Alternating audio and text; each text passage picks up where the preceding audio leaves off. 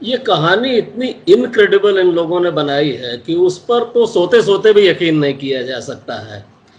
आ, एकदम शुरू से शुरू करें तो पुलिस वालों के हथियार कैसे छीने जा सकते हैं? मतलब how could you be so irresponsible with your weapons? आप इतने बदहवास कैसे हो सकते हैं अपने हथियारों को लेकर कि उनको कोई छीन ले? पंजाब इंसर्जेंसी के समय से ही हम लोग सर्विस में आए, तभी से आदेश है कि अगर आपको ये लगता है कि आपका कोई हथियार छीन सकता है तो उसको एक लैनियार्ड से सिक्योर करके रखें। उसके नीचे एक पैराकॉर्ड लगती है जो बेल्ट में लग जाती है। It can not be snatched. Even rifles के लिए आदेश है। जब पंजाब में एक दो बार छीन ली गई थी तो दिल्ली तक में लोग चेन लगा के खड़े होते थे। तो इस आदेश की अवहेलना आपने क्यों की? जबकि आप ये कहानी बना रहे हो कि प्रभात मिश्रा के साथ यह हुआ, उसने भी छीनने की चेष्टा की, तो एक दिन बात तो सुधर जाना था। और दूसरा ये कि सुप्रीम कोर्ट के दो जजमेंट मौजूद हैं कि नॉर्मल कोर्स में हथकड़ी नहीं लगाई जानी चाहिए क्योंकि वो डिमीनिंग होता है। फाइन। एक है प्रेम शंकर शुक्ला वर्सेस दिल्ली एडमिनिस्ट्रेशन, ये 1990 का है, इसको जस्टिस कृष्णा अय्यर ने लिखा था। और दूसरा डिवीजन बेंच का जजमेंट है citizens for democracy versus state of Assam, ये 95 का है।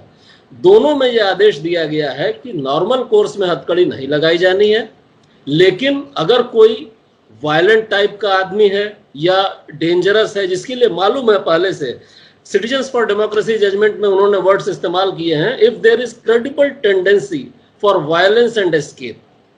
और जस्टिस अय्यर ने अपनी अच्छी अंग्रेजी में लिखा है, when there is tangible testimony of desperate behaviour. तो आपको तो मालूम है ये तो इतना दुर्दांत अपराधी है, तब आप क्यों उसको हथकड़ी नहीं लगाए? ऐसे तो आप किसी भी छोटे जिले की कचहरी पर खड़े हो जाएं तो पान वाले को भी ये लोग हथकड़ी लगा के रस्सी से बांध के कुत्ते की तरह से लाते हैं। कितनी बार मजिस्ट्रेट लोगों को ऐतराज करना पड़ता है, तो इनको हथकड़ी क्यों नहीं लगी? तो उसको जिस तरह से आप ला रहे थे पहले तो वही गलत था। दूसरे, आप जो गाड़ी पलटने की कहानी बना रहे हो, ये तो मतलब सरासर झूठ और बेवकूफी है। क्योंकि पहली बात कि गाड़ी सड़क के मोर और लेस पैरेलल है, ठीक है। अगर गाड़ी स्किड होकर टॉपल हुई होती तो पहली चीज स्किड मार्क्स होने चाहिए थे। सड़क को छोड़कर जो कच्ची जमीन है उस तो गीली है, उस पर तो निहायत ही आसानी से स्किड मार्क्स बन जाने चाहिए थे, जो कि नहीं बने हुए हैं। स्किड गाड़ी तब होती है जबकि आपके पीछे का व्हील सड़क से पैरेलल है, आगे का व्हील आपने स्टीयरिंग थोड़ा सा टेढ़ा कर रखा है, और तब आप हार्ड ब्रेकिंग करते हैं। Then a torque develops and the गाड़ी रोटेट्स। यहां वैसा कुछ नहीं हुआ है। गाड़ी पर खरोंच मात्र भी नहीं है, उसके दरवाजे भी बंद है, वाइपर चल रहा है गाड़ी का, और आप बोल रहे हो कि गाड़ी टॉपल हो गई। This is incredible. दूसरी बात यह कि आप बोल रहे हो कि उसमें से वो निकल के भाग गया। गाड़ी उल्टी, 6 आदमी उसमें बैठे हुए हैं, सबको थोड़ी बहुत चोट लगी, और ये तो ऐसे भी तोंद वाला आदमी है, शरीर से कोई मजबूत भी नहीं है, और ये निकल के भाग गया। आपने उसको खींचने का प्रयास भी नहीं किया। टांग में बोलते हैं कि 2 रॉड्स भी डली हुई हैं, तो ये उसके, और अबव ऑल आप उस जगह को देखें, दोनों तरफ खाली खेत है, खुली जगह पर जहां छिपने की कोई जगह नहीं। ये चंबल के बीहड़ नहीं है कि उबड़ खाबड़ जमीन है, किसी खड्ड के पीछे छिप गया, किसी उस टेकरी के पीछे छिप गया। फ्लैट लैंड है, वहां कहां कोई भाग के जा सकता है। लेकिन जहां तक लॉजिकल डिडक्शन है, that's how Sherlock Holmes would have argued, logical deduction से ऐसा लगता है कि अमानत में खयानत का मामला है। उसके साथ कोई ना कोई डील हुई होगी कि तुम सरेंडर कर दो, तुम्हारी जान बख्श दी जाएगी, बदले में तुम अदालत में मुंह बंद रखना, ज्यादा मत बोलना, ताकि नेक्सस जो है छिपा रहे। लेकिन अमानत में खयानत कर दी, उसके बाद उसको उड़ा दिया, मतलब उसके अब नेक्सस की कोई बात ही नहीं खड़ी होती। क्योंकि देखिए, आपने जो गुलामी शब्द का प्रयोग किया, वस्तुतः गुलामी से भी बदतर कुछ हो रहा है। मतलब अब रिकॉर्डेड इंटरव्यू है, पब्लिक के लिए मैं उन शब्दों का प्रयोग नहीं करना चाहता, लेकिन मतलब जिस तरह से अफसरों ने अपने जमीर को बेच दिया है वो बहुत ही मतलब शोचनीय है। और ये हाल के ही कुछ वर्षों की बात है, मतलब पहले इतना नहीं होता था। नॉट दैट कि पहले के अफसर बड़े दूध के धुले थे, लेकिन जिस तरह से एब्जेक्ट सरेंडर अब कर दिया गया है, इतना एब्जेक्ट सरेंडर पहले नहीं था कि इच्छा व्यक्त की गई कि जो ठोक देना है बंदे को तो ठोक दिया हमने।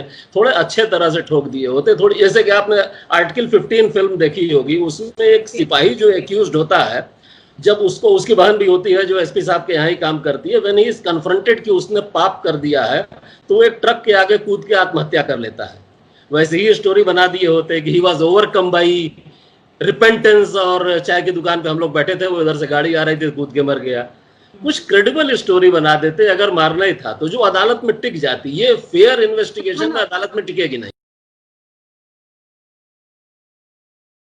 प्रोसेस ऑफ लॉ का पालन करना तो जरूरी है। लोग जो अभी इसके पक्ष में सुबह से व्हाट्सएप मैसेज फैला रहे हैं, वो तभी तक खुश हो रहे हैं जब तक उनके किसी घर वाले के साथ ऐसा नहीं हो जाता है। क्योंकि अब तो इनफैक्ट मैं लोगों को ये बताने लगा हूं कि पुलिस से कभी भी साबका पड़ जाए तो बड़ी मतलब विनम्रता के साथ एकदम हाथ पैर जोड़ के मामू अंकल भैया कुछ भी कह के बात करो। थोड़ा भी दबंगई से बात करोगे तो पुलिस तुम्हारे साथ कुछ भी कर सकती है। आपको गुलजार की माचिस फिल्म याद होगी। माचिस फिल्म में केवल एक निरपराध आदमी को जाति करके इन लोगों ने टेररिस्ट बना दिया था। घर में अपने कुत्ते का नाम उसने वही रख दिया था जो टेररिस्ट का नाम था। इस पर साहब नाराज हो गए और उसको पीट पाट के अपाहिज कर दिया।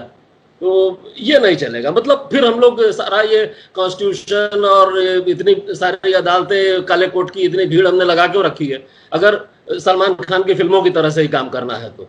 द वायर के और वीडियोस देखने के लिए सब्सक्राइब करें और बेल आइकन पर क्लिक करें। स्वतंत्र पत्रकारिता की आर्थिक मदद करने के लिए डिस्क्रिप्शन में दिए गए लिंक पर जाएं और अपनी राशि चुनें।